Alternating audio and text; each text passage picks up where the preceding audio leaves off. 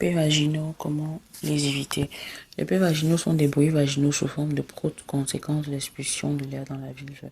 Alors, qu'est-ce qui peut causer les paix vaginaux dans la maternité? On a un périnée faible, on a la pratique de certains sports, on a les rapports sexuels.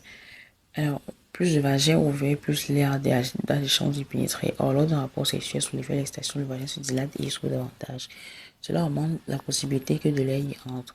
Et lorsqu'un doigt ou un pénis fait des va-et-vient dans le vagin, l'air est alors expulsé de façon sonore. On a également comme une cause et facteur de risque des paix vaginaux la constipation à répétition lors d'un orgasme, les mouvements qui ouvrent et ferment la vulve en cas de lubrification intense. Voilà. Là, ce sont des causes des paix vaginaux. Très bien. Alors, revenons à la maternité. Le fait d'avoir eu des enfants encourage également ces émissions d'air. Les femmes ayant accouché parfois sont le vagin plus détendu que celles qui n'ont pas encore eu d'enfants. Périnée faible. C'est un périnée qui manque de tonus, alors il est davantage relâché. La pratique de certains sports. Les chocs et pressions sur le plancher peuvent bien occasionner par certains sports tels que la course à pied ou le fait de faire les abdos vont fragiliser le tonus du périnée et le distendre, engendrant ainsi un relâchement périnéal. Les rapports sexuels, on en a parlé, plus le vagin ouvert, plus l'air a des chances de pénétrer.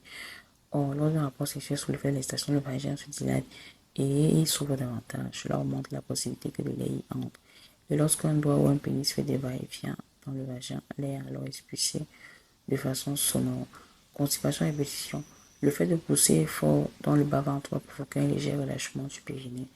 Lors d'un orgasme, du fait de contractions, des contractions du vagin pendant l'orgasme, un appel d'air peut avoir lieu. Des mouvements qui ouvrent et ferment la vulve, comme le fait de s'asseoir puis de se relever, mais c'est moins fréquent que les relations sexuelles. En cas de lubrification intense, quand la femme mouille, son vagin se détend et s'humidifie, il devient glissant et l'air le pénètre plus aisément. Enfin, d'autres pratiques telles que la posture de la chandelle en yoga vont créer des appels d'air et favoriser le paix vaginal et les véritables paix par les mouvements effectués.